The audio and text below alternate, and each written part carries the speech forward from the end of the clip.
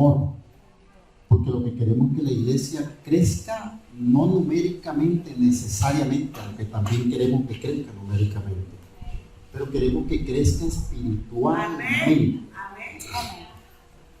Porque una iglesia muy grande en números y pobre espiritualmente no tiene nada.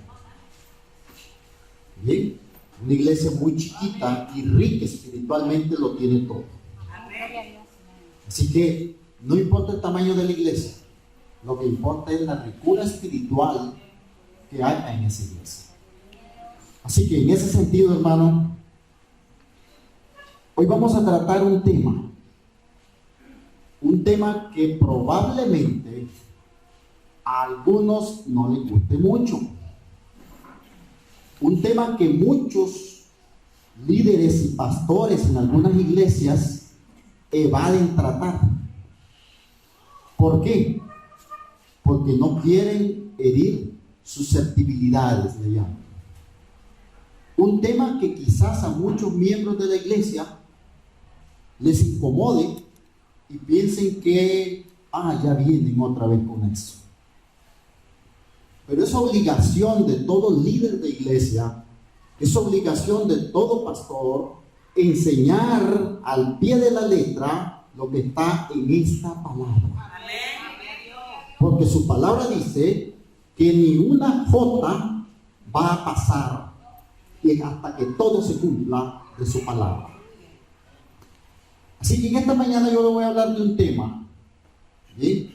Como he hablado en otras iglesias, de muchos temas espinosos.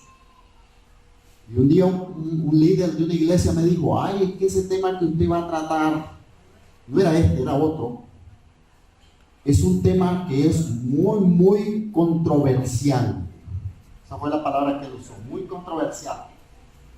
Y le dije, no, en la Biblia no hay nada controversial. Lo más controversial para el hombre en su vida es obedecerle a Dios. Y cuando él comienza a batallar si obedece a Dios en esto o en lo otro, comienza a ver muchos puntos en la Biblia que son controversiales. Pero cuando él dice, voy a obedecer a Dios, cueste lo que cueste, nada es controversial en la Biblia. Porque la misma Biblia dice que el Señor no nos ha dejado una carga que no podamos soportar. Así que este tema pretende responder una serie de preguntas. Bien, por ejemplo, ¿los diezmos son obligatorios o son voluntarios? Son voluntarios, me afirma aquí la hermana, pero con toda fuerza. Espero no decepcionarla cuando le muestren en la Biblia una cantidad de argumentos. Y cuando usted al final terminemos, usted tiene la libertad de decidir si sigue pensando que son voluntarios o sigue pensando que es obediencia a Dios. Obediencia a Dios, por el 10%. Bien, entonces eso es libertad de cada quien. Pensar al final, yo prefiero creerle a esta palabra. Y yo le voy a demostrar hoy en día que esto es obediencia a Dios. Fíjese bien, no dije obligatorio, ¿se dieron cuenta? Dije es obediencia a Dios. Y pregunto, ¿es voluntario obedecer a Dios? ¿Es voluntario obedecerlo? ¡Opa! Interesante. Oigamos los puntos de vista, pues todos son válidos. ¿Está bien? Pero obedecer a Dios no tiene función de nadie. Pero bueno, eso, como le digo, nunca entremos en un debate sin mostrar la Biblia, porque dejemos que la Biblia hable, ¿verdad? Y que cada quien decida si le cree a la Biblia o no. Así que, fíjense bien, no he entrado en el tema, ¿no? Santo Dios. ¿Son un resultado de la ley de Moisés los diezmos? Por supuesto que sí, ¿verdad? Porque me dijo lo anterior. No me responda. ¿Está bien? Pues lo vamos a ver si es cierto que es resultado de la ley de Moisés. ¿Por qué debo llamar a mi iglesia? Vamos a tratar de verlo. No obstante, mire esto, porque el proverbista habría dicho estos proverbios. Dice, honra a Jehová con tus bienes y con las primicias de todos tus frutos. Todos. El fruto de mi trabajo. Honra. y serán llenos tus graneros con abundancia. Y tus lagares, dice, rebosarán de mosto. ¿Sabe por qué hay tanta pobreza y miseria en muchas iglesias? Y perdone que utilice la palabra miseria, porque lo hemos visto en algunas iglesias. Porque hemos desobedecido la palabra de Dios. Yo conozco iglesias, hermano, y no lo digo por ofender a nadie en particular. Perdonen si esto les suena así. Lo digo con todo respeto. Pero yo conozco iglesias en la cual a veces no hay para comprar una escoba. Y el pastor nos dice, no puedo decirle a la membresía porque se molestan. Y digo yo, santo Dios, ¿qué enseñanza estamos llevando en esa iglesia? Conozco iglesias del otro extremo, porque tenemos los dos extremos. Conozco la iglesia del otro extremo, que como en la que nosotros nacimos hace unos años, en la que cada paso me mencionaban que había que dar para que Dios nos bendijera enormemente. Pacte con Dios, pacte con Dios. Eso es lo más absurdo que he escuchado en términos bíblicos, discúlpenme. El hombre no puede pactar con Dios, no puede hacerlo. ¿Por qué? Muy simple. El hombre no tiene nada que darle a Dios. ¿Qué le puede ofrecer usted o yo a Dios? Nada. Y un pacto es algo donde ambas partes ponen. Así que muchos le hemos creído a Marco Witt, Dios de pacto, Dios no de pacto, perdone. No lo es. ¿Por qué? Porque los pactos bíblicos que vemos, quien pone es Dios. Y ha dicho siempre, yo, por respeto al pacto que hice, cumplo esto. Punto. Pero el hombre, ¿qué le puede ofrecer a Dios? Nada. Así que vamos a ver una cosa. ¿Por qué? Pregúntese esto ahora. ¿Por qué usted cree que los diezmos es uno de los puntos, de los 3, 4 puntos que son más atacados hoy en día en la iglesia? ¿Se ha puesto a pensar en eso? Lea las redes sociales y va a ver que constantemente los diezmos, un robo. Miren al pastor que exige los diezmos. Miren cómo vive. Un robo, un fraude. Y muchas personas, yo nuevamente mi disculpa, y lo digo por mí, no por nadie, es nuestra ignorancia, mi ignorancia, la que hace que muchas veces yo diga tiene razón. Pero ¿sabe qué? Lo que he aprendido es que cuando alguien me dice algo, yo digo, ajá, suena interesante, escuchemos tu punto de vista. A lo mejor y me convences. Así me siento en mi casa hasta con testigos de Jehová. Digo, qué interesante tu punto de vista, siéntate, leamos tu Biblia y con tu Biblia misma veamos si tienes razón. Aunque luego me salen pidiendo que les abra el portón porque quieren ir. Entonces, hermano, ¿qué es lo que pasa? En mi ignorancia de esta palabra bíblica, lo que lleva a que yo diga todo es obedecer a Dios. ¿Por qué? Porque nuestra obediencia es lo que agrada a Dios. Si usted brinca, si usted salta, si usted baila, si usted canta bonito, todo eso es lindo, todo eso es necesario. Qué bueno. Pero si usted no obedece a Dios, nada de eso le sirve ante su presencia. Así es sencillo. Así que vamos a leer la santa y bendita palabra del Señor, honrando al Padre, al Hijo y al Espíritu Santo, y dejemos que sea la Biblia la que habla. Amén. Dejemos que sea el Espíritu que guíe a cada uno de ustedes y les enseñe, no yo, porque yo no tengo nada que enseñar, hermano. Definitivamente no. Es que démosle toda la honra y gloria a Dios y que sea el Espíritu Santo hablando. Leemos entonces la santa y bendita palabra del Señor, honrando al Padre, al Hijo y al Espíritu Santo, y lo hacemos en Malaquías capítulo 3, del 6 al 12. ¿Están ahí conmigo? ¿Están ahí? Muchas veces llego a las iglesias y le digo, hermanito, ¿trajiste Biblia? Y me dice, no traje. Pero digo, seguro que trajiste un teléfono. Y claro, saco un teléfono tremendo. Digo, ¿por qué no traes la Biblia entonces? Porque hay muchísimas versiones bíblicas que están en los teléfonos.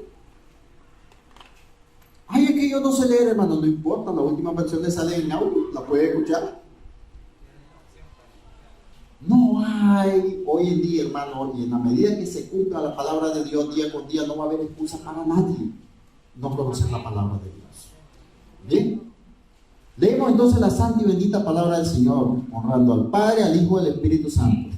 Dice así del 6 al 12: porque yo, Jehová, no cambio. Por esto, hijos de Jacob, no habéis sido consumidos.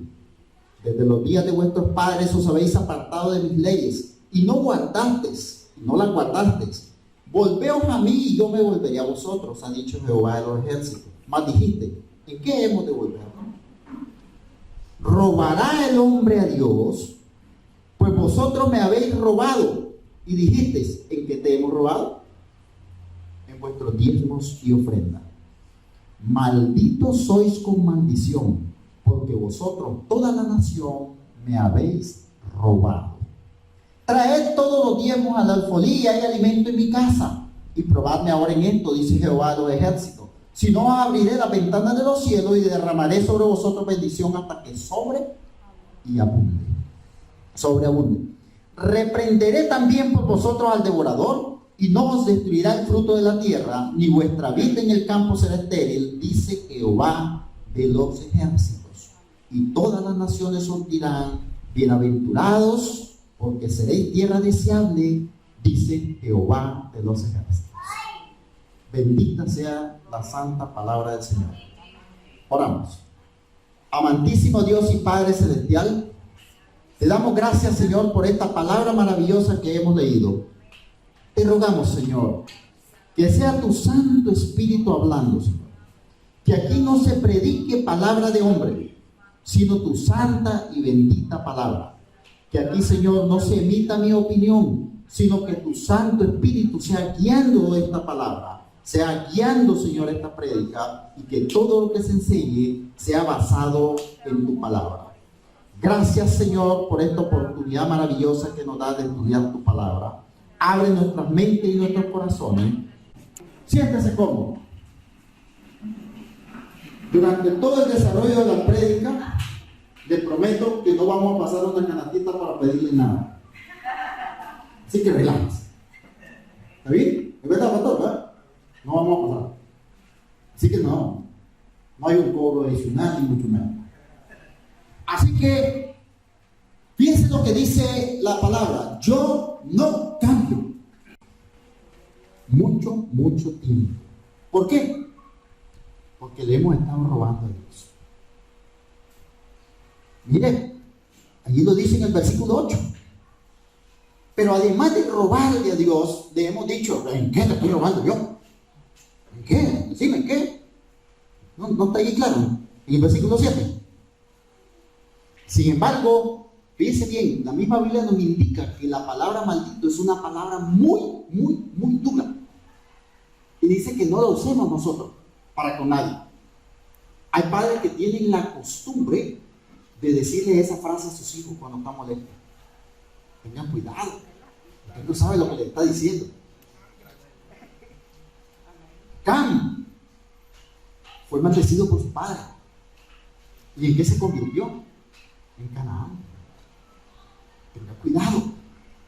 Así que la palabra maldito es una palabra muy dura. Y mire cómo dice: malditos sois con maldición. Santo Dios. Y esto lo dice el Señor. Así que, ¿por qué el Señor nos diría que estamos maldecidos si esto no es obligatorio, no es de Él? Pues eso es preocupante. Ahora, el versículo 10, si todos lo leen, vuelvo y reitero que es nuestro desconocimiento, nuestra ignorancia de muchas cosas, lo que hace que a veces digamos sí a algo que no sabemos. Así que, fíjense lo que dice: traer los diezmos al alfolí. Es cierto que este versículo 10 es el que utilizan todos los falsos profetas para extorsionar, robar a muchas personas. Pero ¿sabe qué? Ese es un problema de los que lo hacen, un problema de Maldonado, un problema del uno, un problema de un montón, pero muchos de los cristianos de hoy, o que se dicen cristianos, son amantes, pero seguidores, fans de Maldonado y Luna, y entre otros.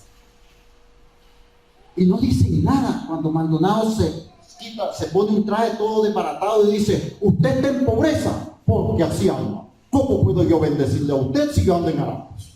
Por eso mi traje no puede costar menos de $5,000, $2,000, tantos miles de dólares. No puede usar zapatos que hagan menos de $2,000. Porque yo, ¿cómo le bendigo a usted? Eso es falso, por favor. Eso es totalmente falso. Sin embargo, hay un montón de gente que hasta llora, grita, dice, de alegría, cuando estos hombres predican mentira. Y sin embargo los alaban. Así que dice, pero miren qué interesante, dice: traer los diezmos al alfolí. Primero hay que comprender qué es alfolí, entender qué es alfolí. Hay alimento en mi casa, dice, no es en tu casa, en mi casa, dice el Señor. Esta es la casa de Dios. Hay alimento aquí. Si hay alimento aquí, tiene el preso. Si hay alimento aquí, tiene el enfermo. Si hay alimento aquí, tiene el anciano de la iglesia. Si hay alimento aquí, no hay pobreza y hambre hacia afuera. ¿Pero por qué hay pobreza y hambre afuera? Porque acá no hemos cumplido lo que tenemos que hacer. No hay alimento aquí. Dice bien que la palabra no miente. Búsquenme usted en la Biblia, por favor, los duchos en Biblia, ilústrenme. No hay un solo lugar en la Biblia donde el Señor, aparte de este, diga: probadme en esto. Yo lo reto a cualquiera, muy duchos en Biblia, que me muestre dónde en otro lugar dice: probadme en esto. ¿Y saben por qué no lo puede decir? Sencillamente porque el Señor te dice: no tentarás al Señor tu Dios. Ese es un mandamiento. No tentarás al Señor tu Dios. Y si usted lo pone a prueba, lo está tentando. Sin embargo, Él te dice ahí en ese versículo, te dice: yo te doy permiso, tiéntame. No va a pasar nada, tiéntame. Probame en esto. Quiere decir que tiene que estar pero súper seguro de la palabra de Dios, porque Él mismo te da autorización a que lo tientes. ¿Entiende lo que le estoy diciendo? Pruébeme en esto, dice. Bien, y mire qué lindo lo que dice en el 11: reprenderé por vosotros también al devorador. No va a destruir el fruto de tu tierra. Qué maravilloso es eso. Pero leamos y apliquemos esto entonces en la prédica de hoy. Y veamos, y por favor, siéntase usted en la libertad y hagamos de esto un conversatorio, si me lo permite. Si alguien ahí tiene una pregunta o una aclaración como la hermana, hágala con libertad de pensamiento.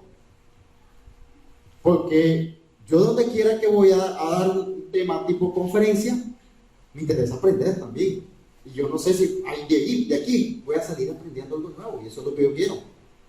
Aquí. Así que si hay algo de eso, siéntase usted en libertad sin mayor problema.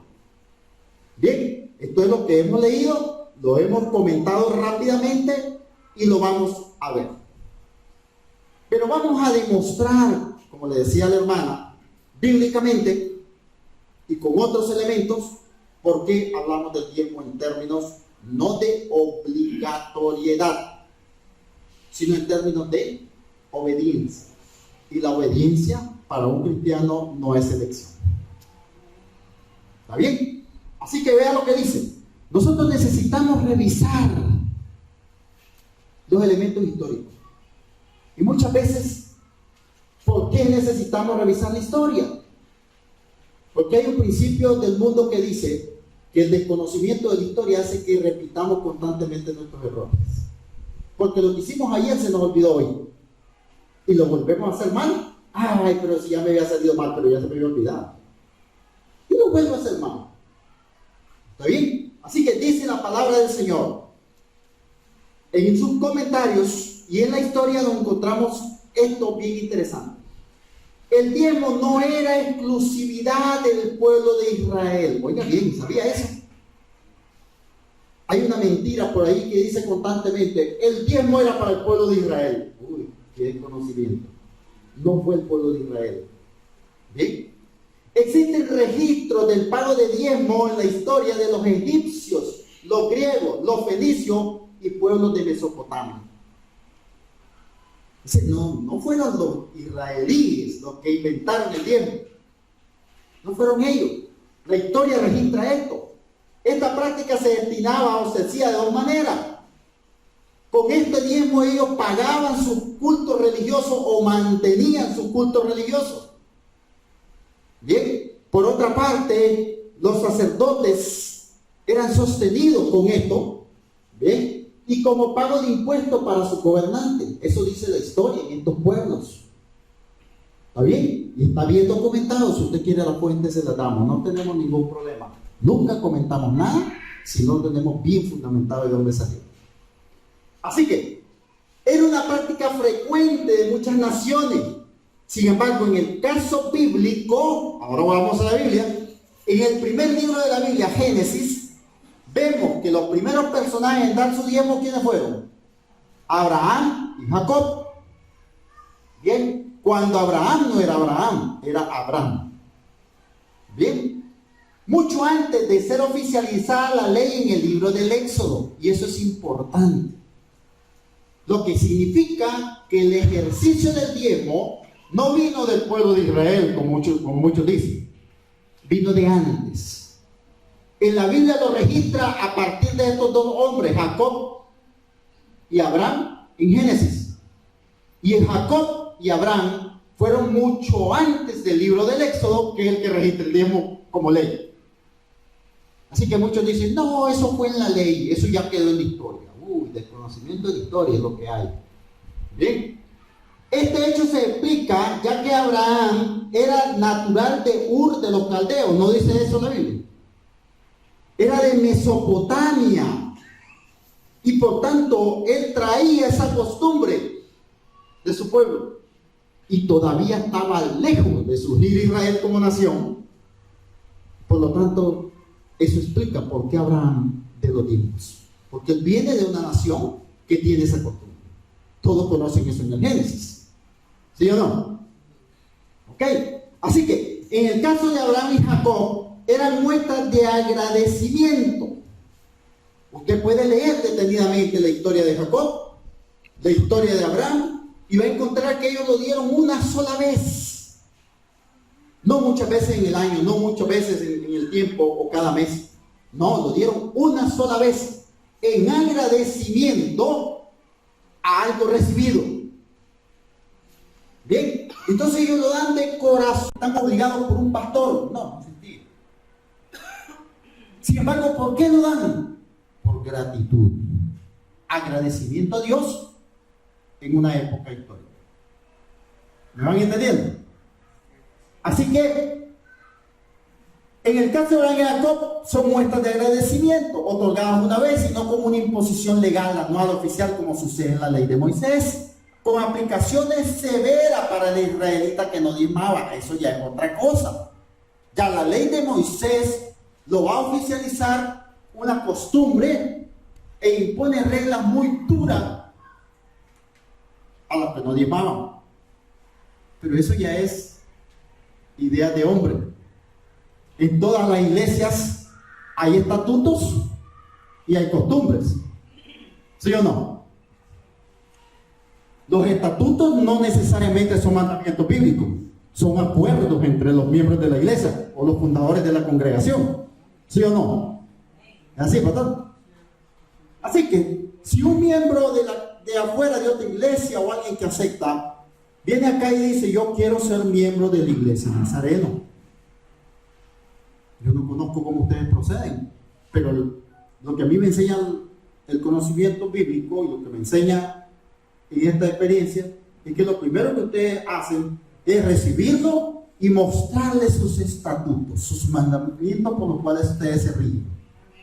¿Y qué son esos acuerdos que ustedes tienen para la bienandanza de la iglesia? ¿Sí o no? Y el miembro tiene la potestad de decir, hombre, estoy de acuerdo o no estoy de acuerdo. Pero esos son acuerdos para la organización interna de la iglesia. De manera que el que llegó a la iglesia de Maldonado, el que llegó a la iglesia de Casuna, estuvo de acuerdo con todo un montón de cosas que son falsas. Y las aceptó. Así que la ve normal.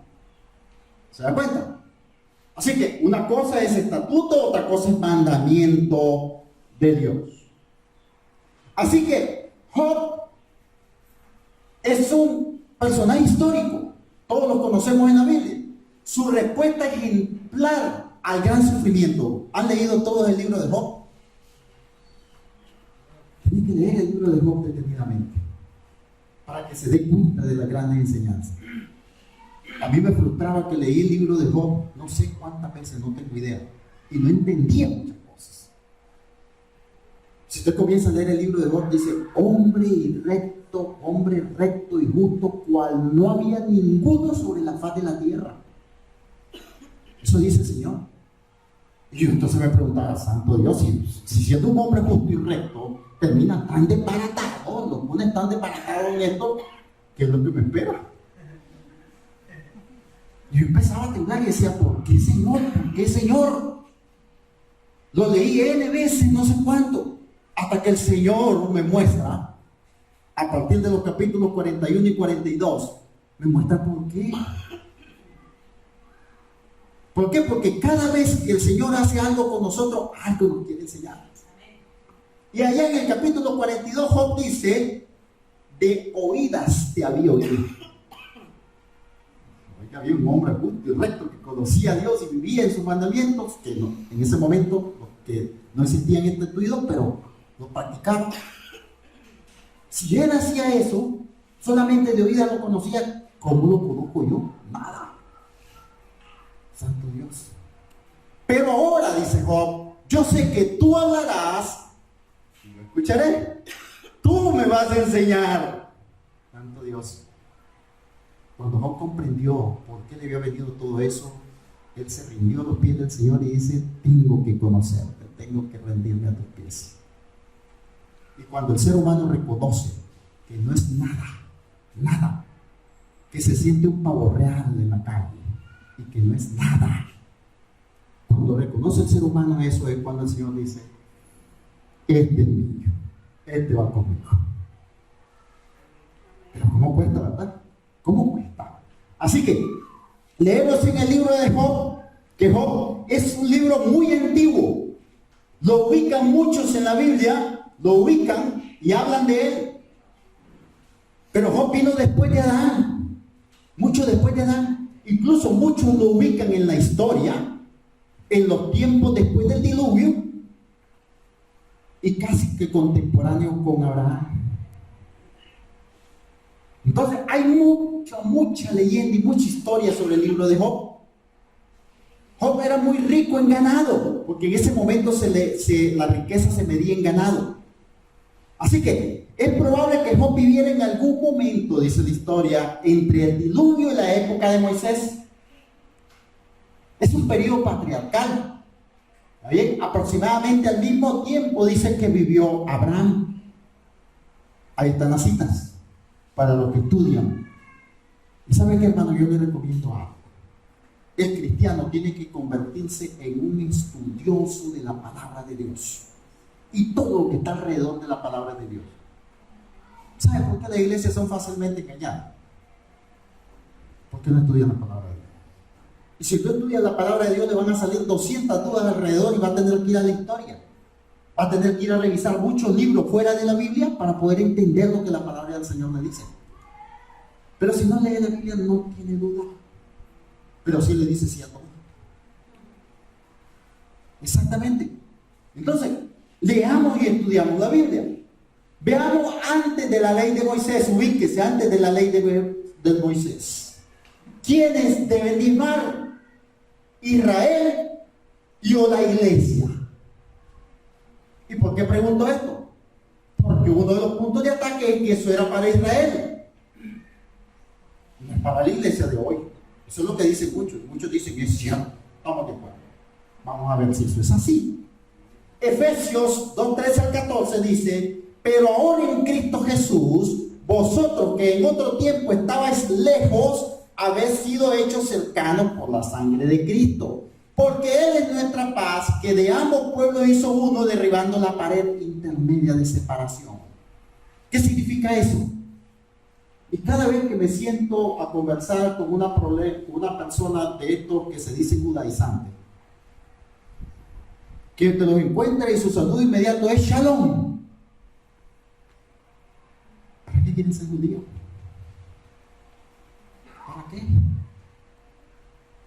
Tú vas a un culto de estas personas. Yo he ido, me invitaron, tengo amigos y fui. ¿Por qué? Porque yo quiero aprender. ¿No dice la Biblia leyendo todo y retender lo bueno? Ahora, pero te recomiendo que no vayas si no estás preparado bíblicamente, porque te van a enredar. Es como la persona que era alcohólica. De pronto se convierte al Señor y viene aquí y dice: santo Dios, qué pecado he estado cometiendo. Yo tengo que salir corriendo a hablarle a todos los alcohólicos para que se conviertan al cristianismo. Y si cuando veo eso le digo: no vayas. ¿Pero por qué me está prohibiendo ir a hablar de la palabra? No, tú tienes que mandar primero, porque si no ellos te van a hacer alcohólicos, no tú lo vas a hacer cristiano. Así que el cristiano que comience en la palabra cree que todo lo sabe, pero no ha estudiado nada de la Biblia. No se ha metido con Dios en obediencia. No hay ayuno, no hay oración, no hay búsqueda de Dios. ¿Cómo quiere comprender la palabra de Dios? Por favor, hermanitos, no nos engañemos. Hay un solo pueblo. La muerte de Jesús rompió el velo, podemos ir a Él. Él hizo un solo pueblo. Ya no necesito ser judaizante, eso lo explica Pablo un montón de veces. Así que ahora los creyentes nos manejamos en el contexto bíblico. Leemos todo lo de fuera para comprender, para ampliar lo que dice la Biblia. Pero para nosotros, esta Biblia, lo que dice esta palabra, es verdadera. Amén. Y por favor, hermano, si alguno de ustedes está pensando que algunas de estas cosas son ciertas y otras no, tenga cuidado porque su cristianismo anda en problemas. ¿Sabe por qué? Porque los cristianos de la época de los 80, la iglesia del siglo XX, cuando usted le ponía algo que no estaba aquí, enseguida te decían: no, espérese, eso no está bien, eso está en la Biblia. Pero los cristianos de hoy, como no leen la Biblia, no saben cuando le hablaron de la Biblia y cuando no le hablaron de la Biblia. Hay una mendicitis aguda tremenda. A todos le decimos amén y no sabemos lo que significa amén. ¿Qué significa amén? Señor, sí, Señor, hágase lo que usted diga. Santo Dios. Y el militar sabe lo que eso significa. Que si está parado y dice: Señor, sí, Señor, hágase lo que usted diga, y le pica un alacrán en la nariz, no se puede mover. Eso significa. Eso le explico en palabras muy sencillas para que usted entienda. Así que le decimos amén, y no sabemos que nos está metiendo tremenda mentira. Así que tengamos cuidado con eso. Así que el diezmo, bíblicamente hablando, consiste en productos de la tierra. Oiga bien, bíblicamente hablando, consiste en productos de la tierra. ¿Qué significa alfolí en términos bíblicos? Alfolí significa un recipiente como un granero, como aquellos que tienen por allá arriba, no sé cómo se llama allí, antes de llegar a Mancarrón. El incendio. Algo así. Eso es el alfolí, esos tanques. ¿Por qué? Porque el diezmo se daba en granos, en especies. ¿Está bien? Así que los muy legalistas, inmediatamente dicen: oye, eso no es diezmo porque le está dando dinero al pastor y el pastor se lo está echando a la bolsa. Ay, pero qué legalista. Qué legalista. Alfolí. De manera que lo que se diezmaba era menta, ruda, hortalizas, etcétera, frutos, árboles, granos, vino, sidra, aceite, primicia, manada, ganado, vaca, oveja. Y si piensa que le estoy mintiendo, estúdiese todos estos libros. Si piensa que le miento, lea. No sabemos exactamente, no lo puedo explicar, en qué momento se cambió la costumbre de pasar de granos, de especies, a pasar a moneda. Pero entonces vamos a la historia otra vez. La historia nos ayuda a comprender las cosas. Bien, fíjense lo que dice. La única excepción se hace en cuanto al tiempo en términos monetarios. Los legalistas pelean por eso. Bien, Si alguno de los diezmadores vivía en zonas geográficas muy distantes para luego comprar alimentos y ofrecerlos, esa es la única excepción, eso está en Deuteronomio en esta zona. ¿Qué significa eso? Y se lo voy a argumentar de manera práctica. Bien, eso significa que si alguien vivía allá de la uva no sé cuántas leguas para adentro, o de Berlín no sé cuántas leguas para adentro, y venir con un saco de frijoles desde esa zona hasta aquí, es terrible, ¿verdad, hermano Carlos? Es duro. Pues entonces el hermano Carlos, para cumplir por obediencia al Señor, él podía vender el saco de frijoles allá, traer el dinero y estando acá comprar a los que vendían en los alrededores y entregar sus diezmos a la iglesia. ¿Copia la idea? Ahora, yo no sé en qué momento eso se quitó de la historia, pero sí sé algo, bien, que nosotros en nuestra historia tenemos contemplado que acá no siempre hubo córdobas, ¿verdad que no? ¿Qué era lo que había como moneda de intercambio? Cacao. Y nuestros indígenas entendieron que necesitaban tener algo único como moneda de intercambio. Eso fue un primer paso a tener una moneda real. De manera que hoy yo sé que si yo pongo 100 pesos significan 5 libras de arroz, por poner algo. Que si yo pongo 50, ya no, ¿verdad? Si yo pongo, significan 2 libras, por decir algo. Que si yo pongo 20, no puse ni una casa. Y que si puse 10, no puse nada. Eso yo lo entiendo, ¿verdad? Y todos cuidamos por eso el billetito grande. Por eso todos cuando llegamos a la iglesia, apartamos el más chiquitito. Bien. ¿Y saben de dónde viene eso? Tenemos la historia otra vez. Vamos al catolicismo. Muchos de ustedes fueron católicos. ¿Sí o no? ¿Cuántos fueron católicos antes de venir aquí? No tenga pena. Muchos fueron católicos. Es más, yo di mi primera comunión siendo un chamaquito muy chiquitito aquí en este barrio. Celebrada por Monseñor Bosco Vivas, yo no sé si es el mismo que vive todavía. Celebrada por ese señor y auspiciada por un señor ganadero muy rico en esta región, ¿bien? Que se llamaba el señor, ya la mente me falla, muy rico, muy ganadero. Recuerdo que ese día ese señor, nosotros todos linditos descalzos, veníamos de allá de zapote para adentro. Ese señor nos puso zapatitos nuevos, un vestidito blanco, con una velita y unos guantes. Y nosotros fuimos. Y puso una mesa grandota. Y nos dio de comer comida rica, cosa que no se veía en mi casa muy seguido. Y nos dio paquetes de caramelo. ¿Sabe cómo salimos nosotros ese día? Ay, qué lindo esto, dar la primera comunión. Y todo estuvo bonito. ¿Saben cuándo se fregó? Cuando pasado el evento no recuerdo si mi papá, mi mamá, mi abuelo, yo no sé quién me llevó.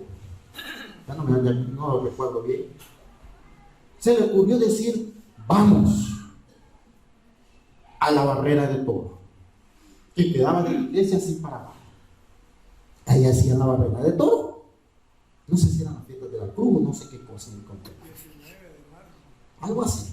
Pero llegamos a la barrera de toro y fíjense bien, ojo, lección de esta. Yo tenía una edad, no sé, 6 años quizás. Me acuerdo de todo, pero al pelo después de los 4 años más o menos. ¿Dónde había cada árbol? ¿Dónde había cada nombre? Algunos se me han olvidado. Pero mire usted, llegamos a la barrera de toro y nos sentamos. La persona que andaba conmigo, no preciso si era mi papá, se empezó a tomar una cerveza. Y los niños estamos viendo todo, pues, todos los días. Yo voy a leer con mi bolsa de caramelo.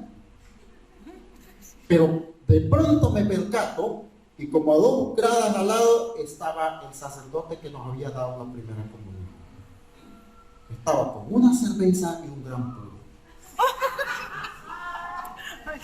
Espérate, si hace un momento me hablaste de Dios.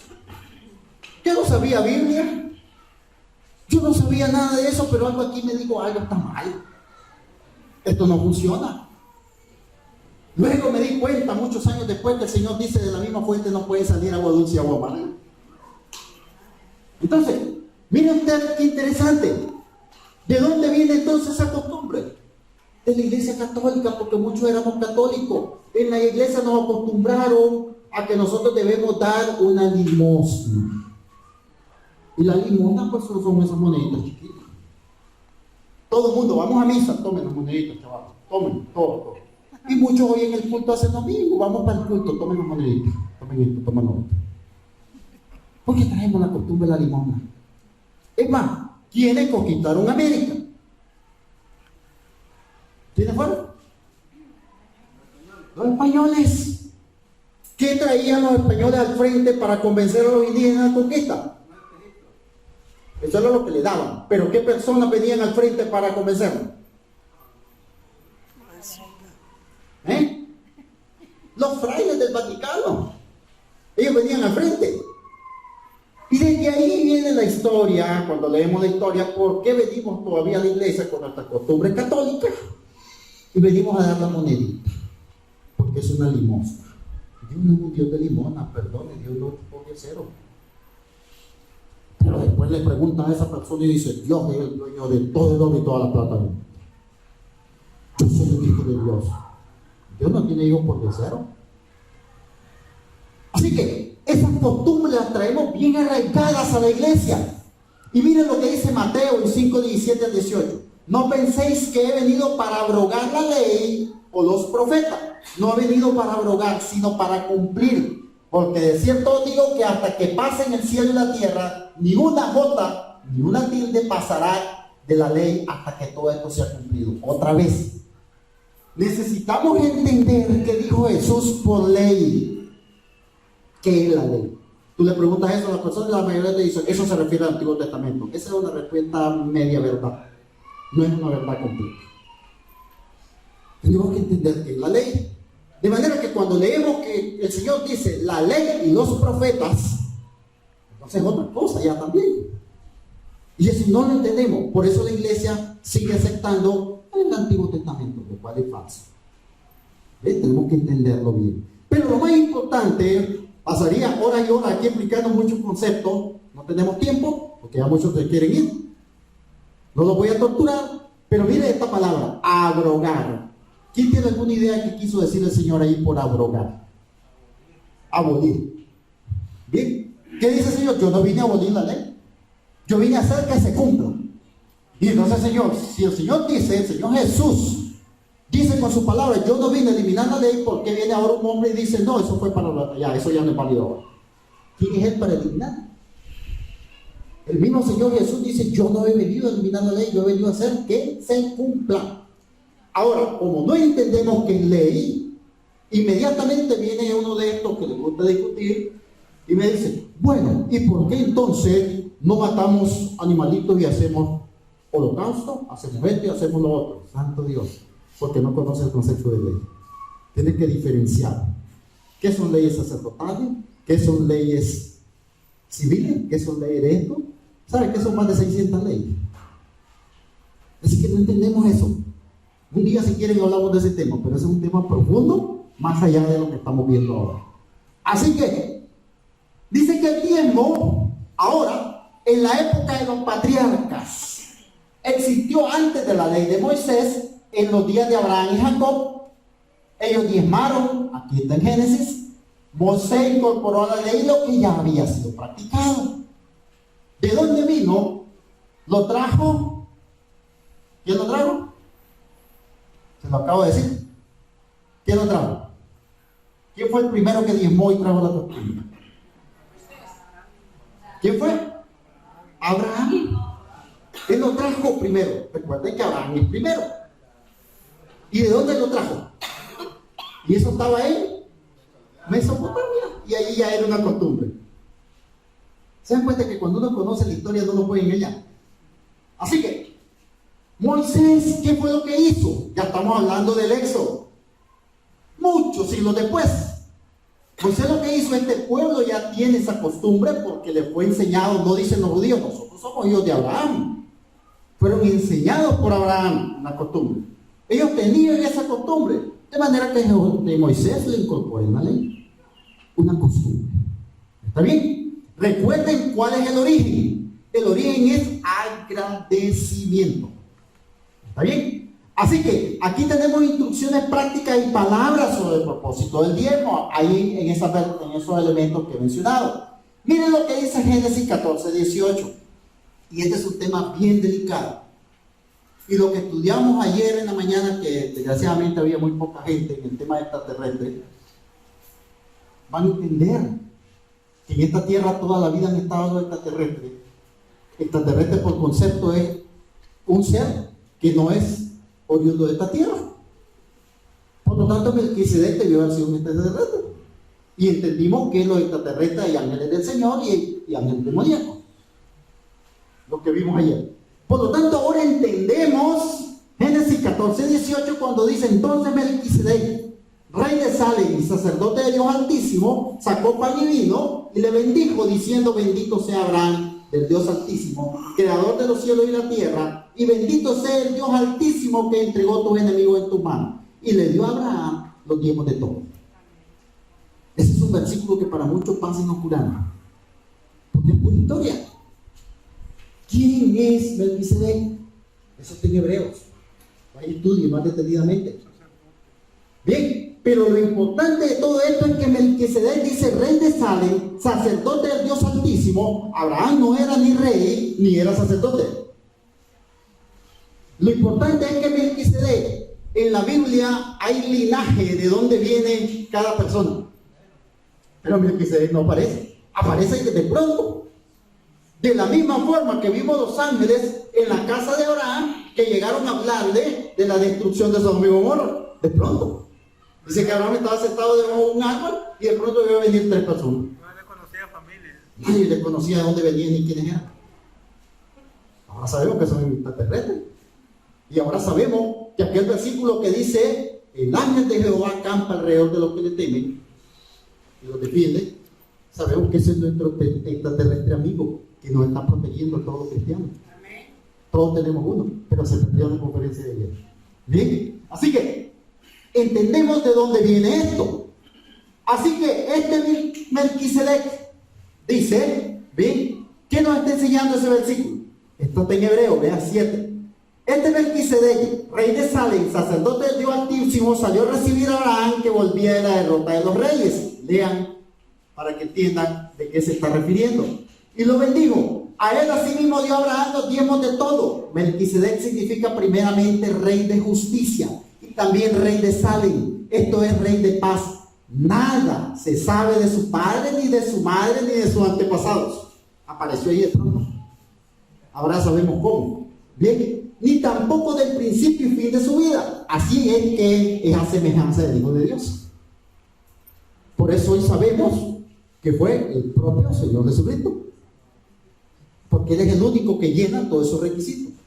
Y fue el propio Señor Jesucristo el que estuvo dirigiendo a los 3 ángeles que vinieron a Abraham, el ángel de Jehová. Y fue el propio Señor Jesucristo, parado en el lugar donde hoy se supone está la estatua de sal, dirigió todo el proceso de destrucción de Sodoma y Gomorra. Dice cómo todo se va empanando.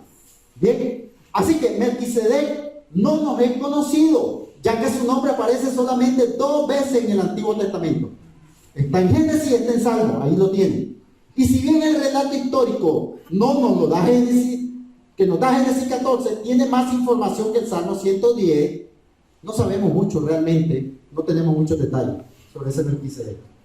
Bien, en primer lugar el nombre Melquisedec, y esto lo menciono porque los detractores de esto dicen: no, eso es mentira, Melquisedec era un rey de Jerusalén. Santo Dios. Y obviamente quien no sabe nada, no investiga nada, enseguida le pregunta: ¿quién es Melquisedec? Es un rey de Jerusalén. ¿Y quién te lo dijo? El fulano que me encontré en la red. ¿Quién es el fulano que te encontraste en la red? No tengo idea. Santo Dios. ¿Bien? ¿Por qué? Porque dice que el nombre Melquisedec tiene la misma terminación que el Adonisedec. Esto fue un rey que existió en Jerusalén. Bien, pero dice que tiene la misma terminación, no significa que sea él. ¿Está bien? Entonces, dice el rey de Jerusalén, que se menciona en Josué 1:10, 1:3. La primera parte del nombre Melqui significa mi rey, y la segunda parte Sedec significa justo. Por eso mismo, en otras palabras, significa mi rey justo. Y el escritor de Hebreo le da el significado de rey de justicia. Eso está en el comentario al Nuevo Testamento, un comentario bíblico. Así que, cuando le digan, no fue rey de Jerusalén, no. Una cosa es que la raíz del nombre coincide con la terminología rey de Jerusalén, y otra cosa es que haya sido el rey de Jerusalén. Bien, pero nos siguen dando a Tolibio. Totalmente distinto. En aquel momento Jerusalén no existía. Exactamente, entonces, pero eso es historia. Tenemos que manejar eso. Así que, esta condescendencia de Hebreos 7:1-14, y aquí se refiere al 1, uno ve hacia Abraham, que él lo bendijo, vino con la autoridad de rey y actuó en calidad de sacerdote. ¿Quién es el sumo rey y el sumo sacerdote de nosotros? Jesucristo.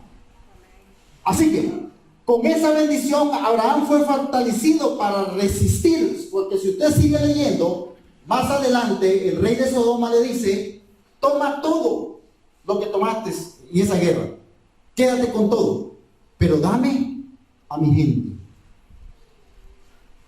Y Abraham le contesta y le dice algo como esto: sabe mi Dios, sabe el Dios Altísimo, que ni un hilo de todo lo que recuperamos voy a tomar de tu mano, salvo aquellos que comieron los jóvenes que me acompañan.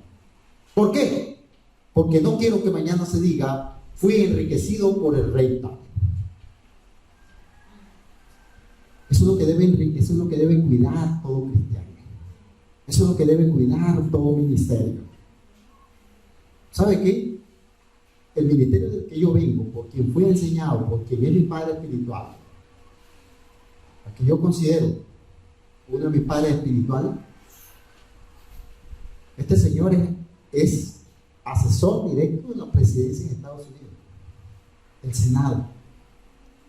Se reúne constantemente con muchos presidentes, predicador, asesor en términos bíblicos, porque el Senado tiene asesores bíblicos, igual que la NASA. Muchas veces, estando en su casa en la noche, le llamaron presidentes, estando conversando con él, y le dijeron: queremos hacer una actividad, Bolaños, ¿cuánto quieres para venir a hacer la actividad? Inmediatamente ponía el teléfono en altavoz para que oyera lo que estaba diciendo, y les decía: para mí nada, más que me pongan los gastos que yo consumo, pasaje, comida y a donde pueda dormir. Punto. ¿Por qué? Porque el que de gracia recibe, de gracia recibe. Pero no guarde que llamen a un casino. No, yo cobro $20,000. Ay, pero yo guarde que le digas a esto a un miembro de una iglesia de él, te agrede inmediatamente. Así que, señores, lo que voy a decir, lo voy a decir para la honra y gloria de Dios.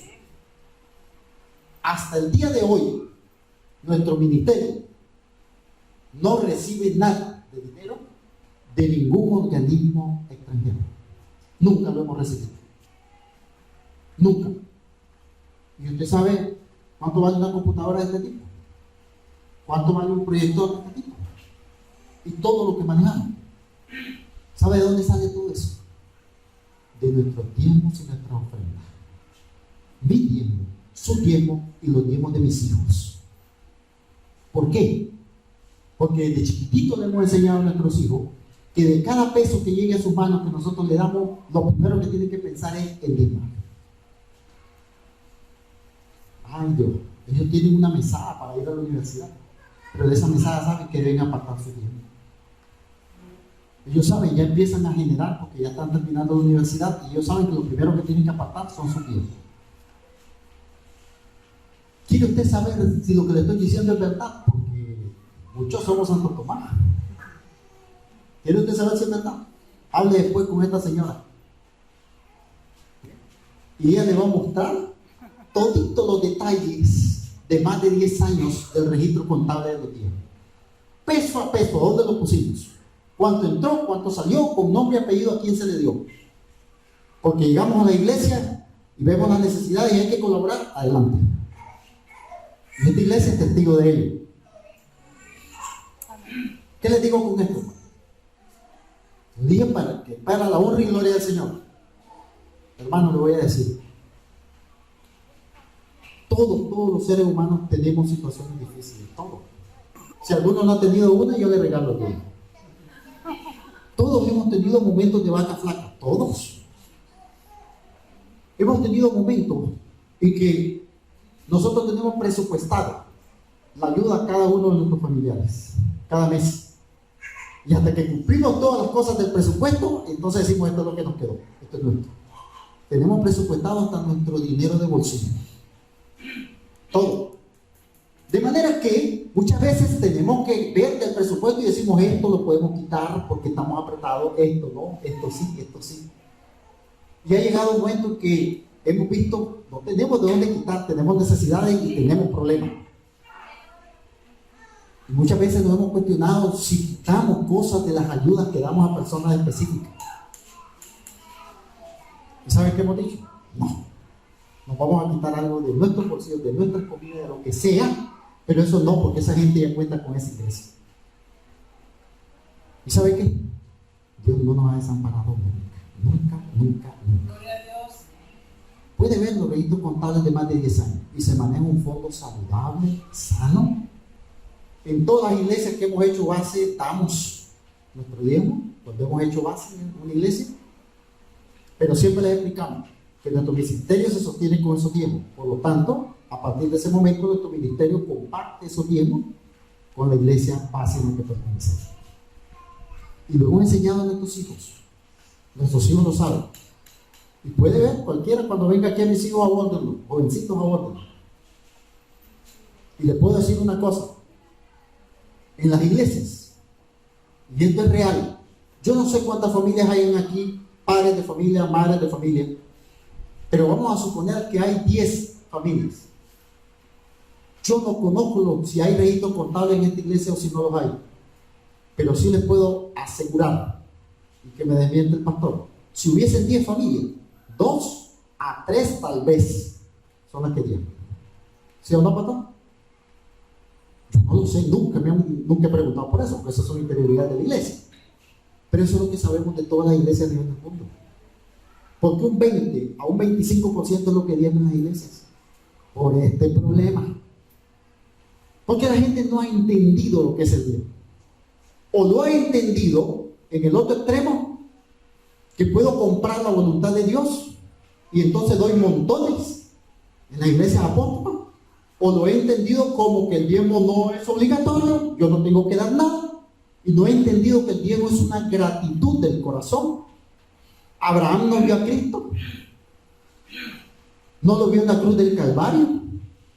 No vio ese sacrificio. Usted y yo lo conocemos. ¿Con cuánto podemos pagar ese sacrificio? ¿Con qué gratitud?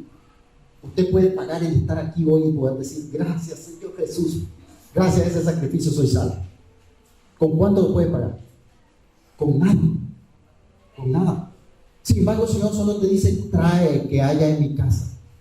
Y voy a tocar muchas cosas más, ya voy a terminar porque si no lo aburro.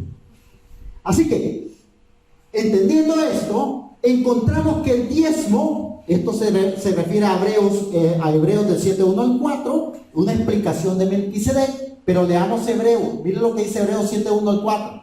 Porque este Melquisedec, rey de Salem, sacerdote del Dios Altísimo, que salió a recibir a Abraham, que volvía de la derrota de los reyes y le bendijo, a quien asimismo dio a Abraham los diezmos de todo. El rey de Salem, Melquisedec, no salió y le dijo, tienes que dar el diezmo. No, salió de su corazón. ¿Por qué? Porque él ya traía una costumbre de allá atrás, de Ur de los Caldeos, de Mesopotamia. Así que Dios nos dio de todo, cuyo nombre significa primeramente rey de justicia y también rey de Salem, esto es rey de paz, sin padre, sin madre, sin genealogía, que ni tiene principio de día ni fin de día, ¿Quién es ese, según la Biblia? Sino hecho semejante al Hijo de Dios, permanece sacerdote para siempre. ¿Quién es nuestro sacerdote hoy en día? Cristo Jesús. Así que, considerad pues cuán grande era este, a quien aún Abraham, patriarca de Dios, Dios lo dijo. Y cuando llega a visitarlo a Abraham, que va a suceder lo de Sodoma y Gomorra, ¿qué dice el ángel de Jehová? ¿He yo de hacer algo en Sodoma y Gomorra y no lo debe de participar a mi amigo Abraham? ¿Sabe usted lo que es? Que Dios le dice, le llame mi amigo, a mi amigo Abraham. Sin embargo, él reconoce que él estaba muy por debajo y da los frutos. Así que, pero aquel cuya genealogía no es contada entre ellos, bendijo al que tenía las promesas. Abraham tenía las promesas y él lo bendijo. Bien, y sin discusión alguna, el menor es bendecido por el mayor. Abraham es bendecido por Dios. Bien, este evento entre Abraham y Melquisedec fue un precedente que más luego fue ratificado por la ley en el monte Sinaí. Eso está en Levítico, en Números, Deuteronomio. Lo puede revisar. Así que, ¿es bíblico el diezmo? ¿Hay argumentos bíblicos? Lo hay en el Antiguo Testamento, lo hay en el Nuevo. ¿De dónde viene? ¿Es obligatorio? Claro que no lo es. Es una ley de Dios, pero la pregunta es, ¿obedecer a Dios es una elección del cristiano? ¿O es obligatorio obedecer a Dios de un cristiano? Eso pregúntese. Porque si no, está la base del cristianismo ahí. Debemos diezmar para crecer en nuestra relación con Dios. ¿Sabe por qué diezmamos? Yo no diezmo para que Dios me haga rico, porque eso es falso.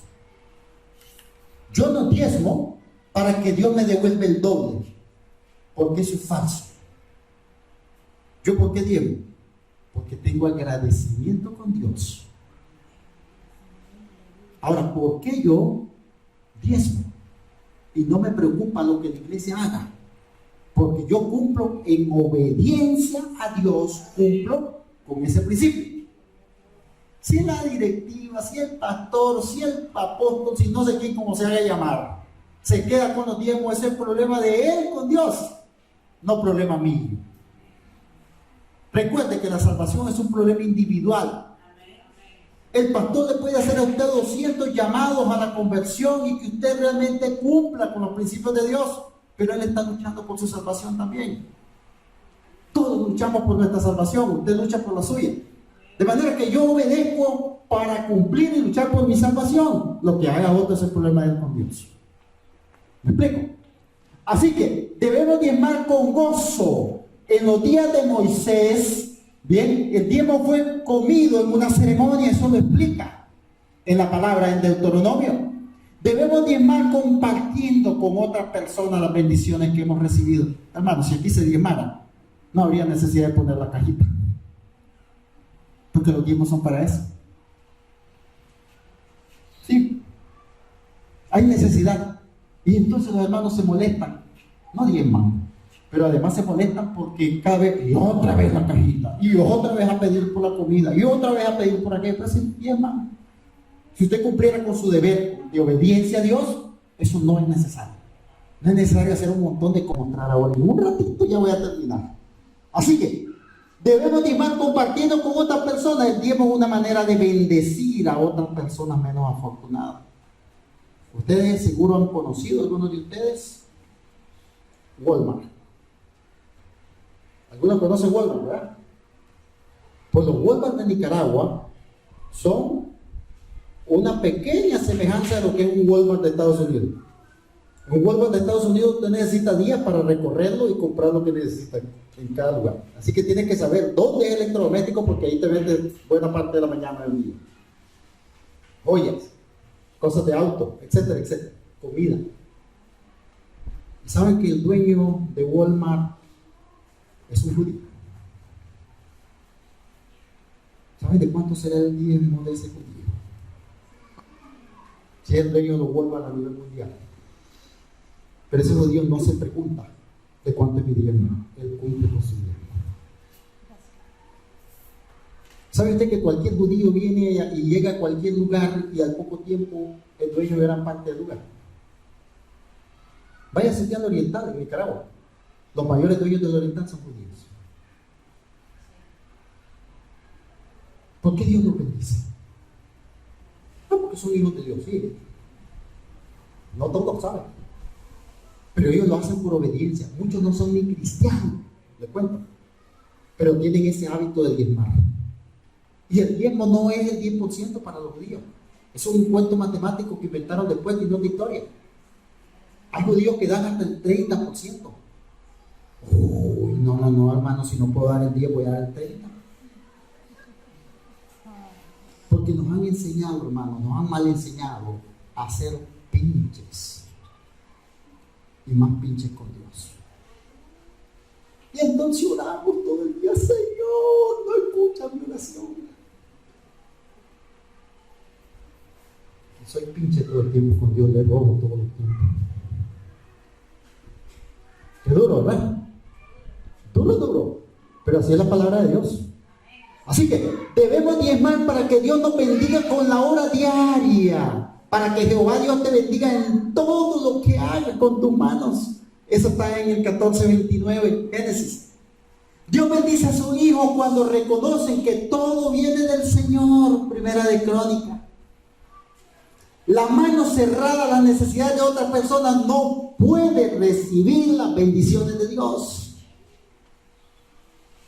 ¿Cómo puede, dice el apóstol Santiago, recibir a tu hermano y lo ves con necesidades y darle un abrazo y decirle: Dios te bendiga? Porque eso lo regalamos a montones, Dios te bendiga. Pero lo ves desnudo y no lo viste. Lo ves con hambre y no le das de comer. ¿Cómo puede tu cristianismo hacer eso?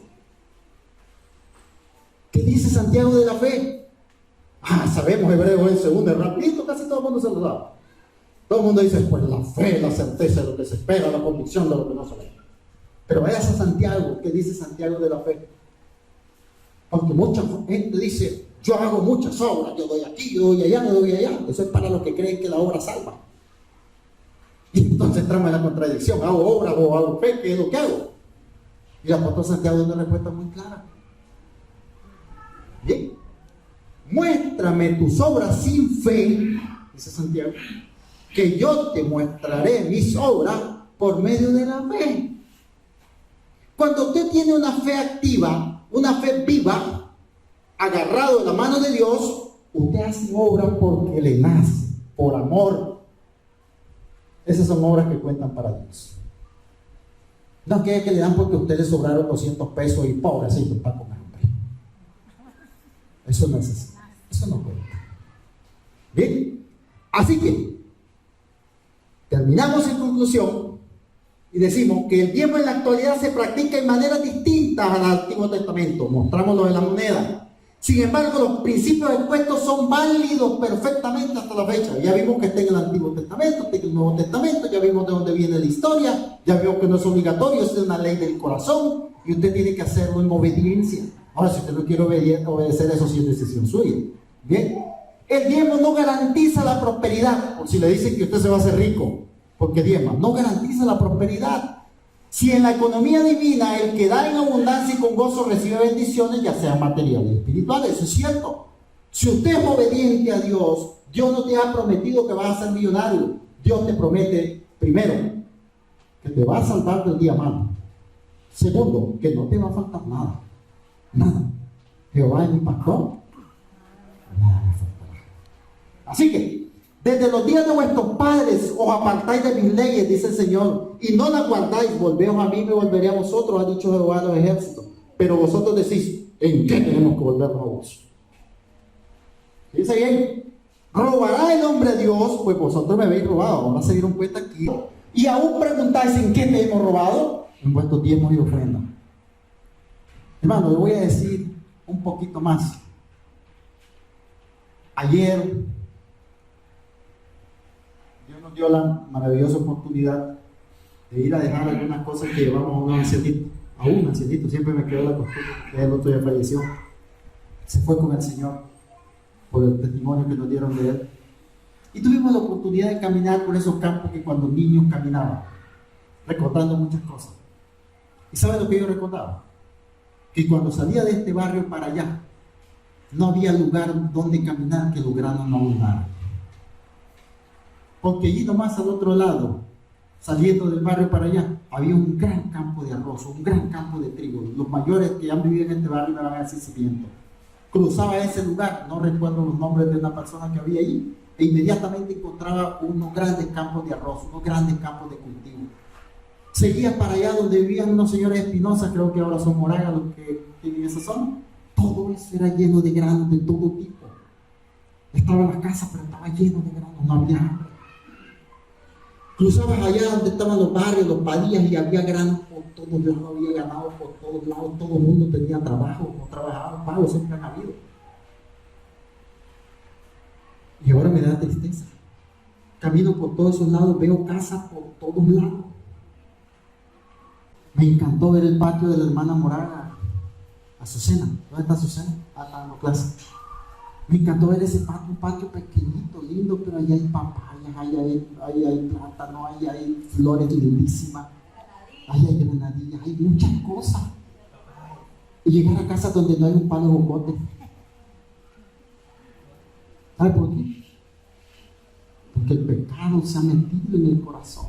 Eso ha traído pereza, y la pereza trae pobreza. Así es. Ahora hay gente que tiene 40 manzanas, 100 manzanas, 200 manzanas, y lo único que tiene son palos, y porque él nacido ahí. No hay nada. Dígame usted, hermano, si estoy mintiendo. Y los mayorcitos, ¿hay alguno aquí que se acuerda de eso que estoy diciendo, de esa etapa? ¿Hay alguno aquí que se acuerda de esa etapa donde había grano por todos lados? ¿Sí, verdad? ¿Cómo eran esos campos de aquel señor Padilla, de este señor Peco, en el mundo parado? ¿Cómo era eso? Lleno de ganado, lleno de gente trabajando, mucha leche, mucho queso. ¿Sí o no? ¿Mande? Pura finca. Pura finca. ¿Por qué, hermano? El pecado se acentúa. ¿Y sabe lo triste? Hoy en día muchos con mucha dificultad compran un cuartillito de maíz, siembran un pedacito para que los coyotes se alimenten, para que todas las plagas se alimenten, y no tienen nada. Y fíjense lo que dice: reprenderé también por vosotros al devorador, y no os destruirá el fruto de la tierra. Fíjense, si la Biblia habla directamente, no le escucha el que no quiere. Dice que él va a reprender al devorador, a la plaga. No lo está diciendo. Dice, no te va a faltar nada. Dice, ni nuestra vida en el campo va a ser estéril, dice Jehová de los ejércitos. Pero no le hemos creído al Señor. No le hemos creído. Hemos preferido empuñar y guardar el pesito. Bien. Pero, ¿les han dicho?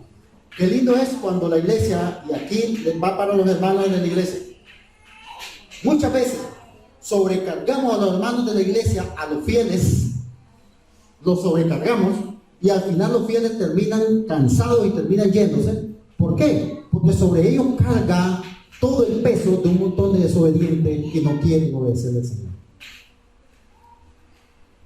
Pero cuando esos desobedientes tienen problemas, ¿a dónde corren? Y le dice, hermano, estoy enfermo, no tengo nada en mi casa. Allá van los hermanitos, hagamos una colecta, hermano, porque no hay diezmo. Hagamos una colecta. Yo no sé si aquí pasa, pero lo veo en otra iglesia donde voy. Ay, Señor bendito. Y resulta que el hermano, tenemos un hambre tremenda porque no hay trabajo, no tenemos trabajo en mi casa. Hagamos una colecta para llevarle al hermanito. Oren por mi hermano para que consiga trabajo. De pronto consigue trabajo y se pierde en la iglesia. Yo no sé si fue una bendición orar por él o no lo fue. Aquí no pasa, hermano, estoy hablando de otras iglesias.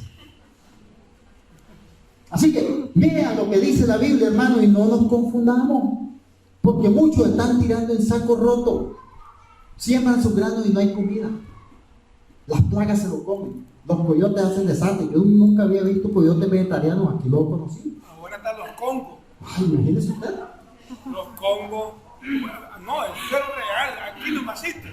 Miren, para el chavalito, en la puerta de privada de Caché de Manjar. Sí. Y ahí se van, usted se va de mañanita, los combos y vuelven a ver para atrás y el dueño nos está mirando. Sí. Y sí, con actividad y arrancan los frijoles y los andan comiendo en mazoncitos así. Mire, el pastor conoce porque ha estado en mi casa en varias ocasiones, hemos tenido el placer de tenerlo en nuestra casa. ¿Sabe cómo vivimos? No somos millonarios, no somos ricos, ni nada, somos igual que cualquiera. Tenemos una propiedad cercana a nuestra casa que es como, era casi media manzana, ahí muy cerca de nuestra casa, y allí de todo tipo de árboles frutales. Ahora, pastor, hay muchas cosas. Me sorprendió de sobremanera ver chocollos y loras comiendo naranjales. No dejan parar una naranjal. Hace años que no nos comemos una nancita y hay varios palos de nancita. Porque tierno saliendo se lo comen las loras, las, ¿cómo se llaman? Las ardillas, chocollos, hay de todo tipo de pájaros ahí. Iguanas, hay garrobos. Y me sorprende un poco que no hay árboles y todo alrededor y el terreno está lleno de muros completos y entonces allí están como en un jardín. Ellos se comen los nonis, se comen los nancitas, se comen todo. Nosotros no logramos comer nada. Es más, las tías, verá qué lindo comen coco. No dejan parar un coco. Y siempre le hemos dicho a mis hijos, déjenos que coman. Mientras sea de nosotros, déjenos que coman, porque Dios nos da más. Y unas iguanotas que la gente se tira el muro para agarrar igual. Bendición de Dios.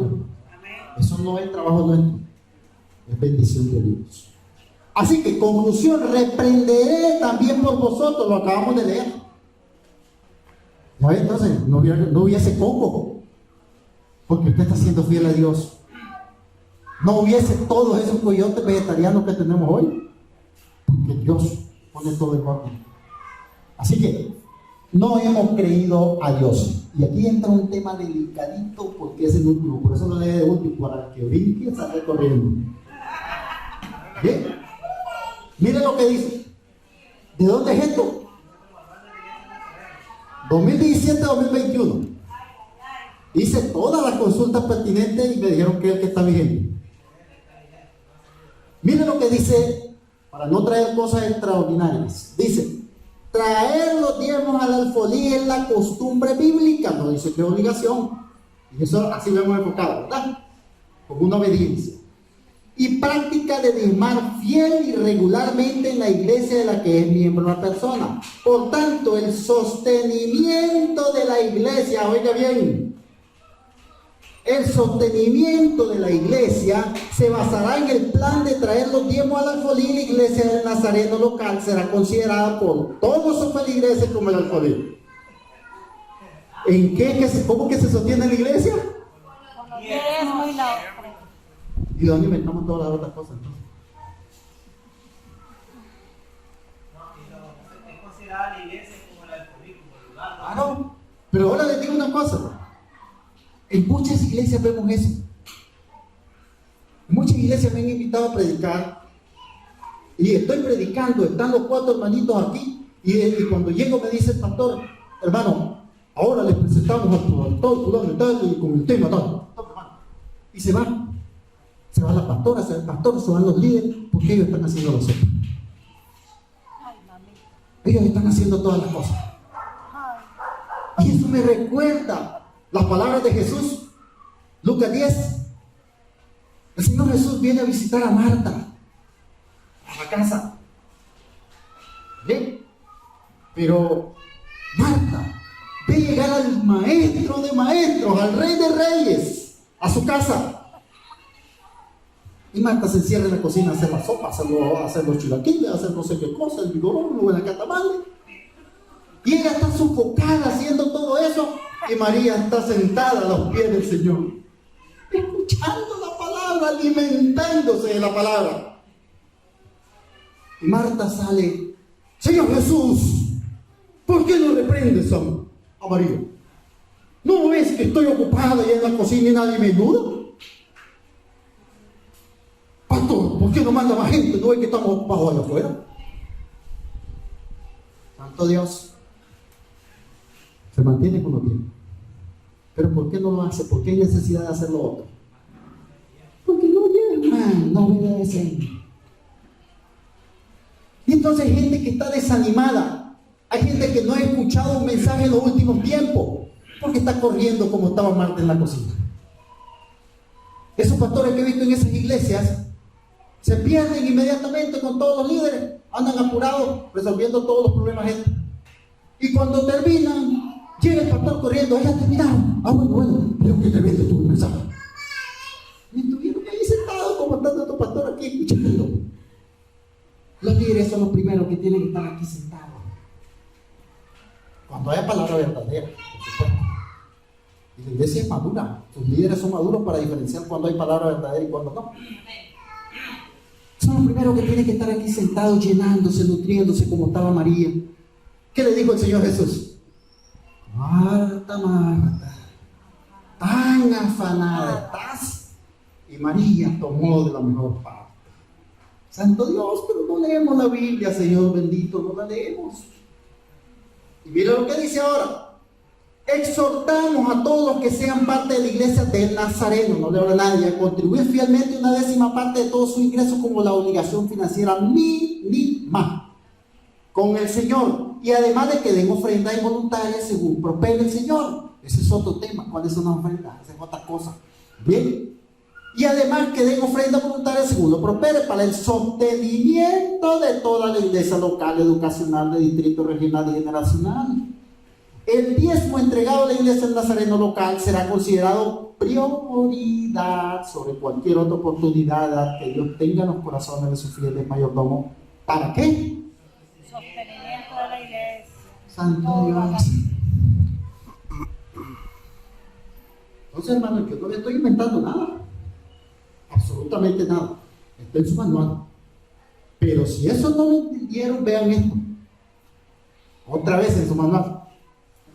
Recaudación y distribución de fondos. Dice, dada la enseñanza bíblica, oiga bien, en cuanto a la contribución de diezmos y ofrendas para el sostenimiento del evangelio y para la construcción de los edificios de la iglesia, ninguna congregación nazarena debe usar método alguno para recaudar fondos que desvíen de esos principios.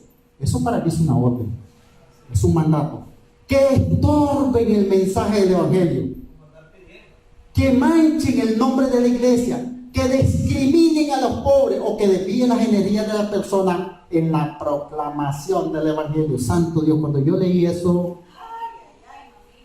sentí un golpetazo.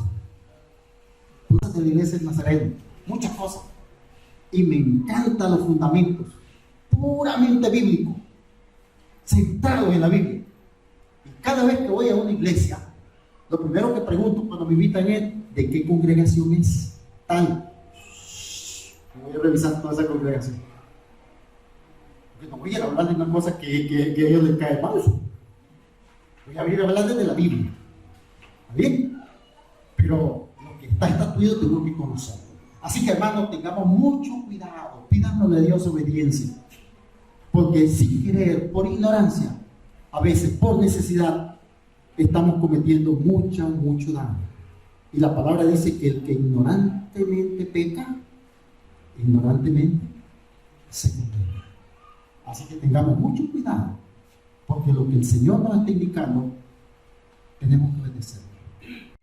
Mi trabajo como evangelista, el trabajo del pastor, de los líderes, es enseñarles lo que está en esta Biblia, nada fuera de esta Biblia. Ahora tenemos que entender muchas cosas. Pidámosle a Dios discernimiento. ¿Saben? En la iglesia que ya les he comentado, que nosotros pertenecíamos, allí había una cafetería hermosa, linda, bien surtida. Allí se vendía frescos. Era una iglesia de sana doctrina. Pero nadie, había una prohibición absoluta. De 8 a 10 el servicio. Todo el mundo vendía de 6 a 7 y media, porque a las 7 y media tenía que estar cerrado todo. El servicio termina a las 10. 10 y 10 y 5 se abría la cafetería. Tenía que estar cerrado todo. Todos tenían que estar alimentados. Todos tenían que estar en sus funciones eclesiales. Porque el hermano que está metido en la cocina, ¿cuándo se alimenta? ¿Cuándo se alimentaba Marta? Y de pronto dice, ay, solo yo cocino aquí, ya estoy cansada, yo estoy harto de todo esto, yo voy a buscar otro lugar donde no cocinen. ¿Entienden lo que les digo? Entonces podemos cometer muchas cosas a veces sin querer. Así que, hermano, Yo espero haberle dado a usted lo suficiente elementos para que usted decida. Fíjese bien. No para que usted haga algo, para que usted decida si obedece o no obedece. Esa es decisión suya. ¿Está bien? Pero sí les digo una cosa con toda certeza. Este barrio dejaría de estar en la situación en la que está si ustedes, como miembros de la iglesia, comienzan a mostrar obediencia a Dios. Esta iglesia dejaría de estar en la situación que está si todos ustedes comienzan a mostrar obediencia a la palabra de Dios. En su casa no faltarían granos, en su casa no faltarían alimentos, no faltaría muchas cosas si hubiese obediencia a Dios. Pero ¿cómo le explico a usted que hay que obedecer a Dios para ver y no pedirle a Dios ver si antes obedecido? No lo puedo explicar porque eso es un hecho. Si usted lo hace, no ve nada. Así que, hermano, póngase de pie y comprométase de una vez con Dios a obedecer. ¿Sabe por qué se lo pido? No se lo pido porque algunos de nuestra mente es bien rápida, bien volátil. No, hermano, no. ¿Sabe por qué? Porque la vida a mí me enseña que si yo no obedezco, no voy a ver al Señor. Así es simple. Entonces, ¿para qué lo voy a engañar, hermano? Venga, siéntese, caliente en la silla, unas 2 horas todos los domingos y usted sabe, eso es mentira. Si usted no obedece, no hay. No dice bien claro la palabra, sin santidad, nadie verá al Señor. Y me encantó eso en el manual, porque hacen un énfasis en la santidad tremendo, ¿verdad, pastor? Y me lo leí con una alegría. ¡Wow! ¿Y dónde nos perdimos? ¿En qué parte del camino no nos perdimos? Líderes, siéntense. Vuelvan al centro. Revisen sus propias bases. Piden a Dios discernimiento. Y van a ver que va a haber un camino derecho, derechito. Con una gente creciendo sana, fuerte. Con un barrio prosperando de la mano de Dios. Y escucha entonces este cantito. Yo recuerdo que cuando era niño, este cantito le cantaban en la iglesia con una alegría pero tremendo. Momento de la ofrenda se titula como la viuda que dio lo que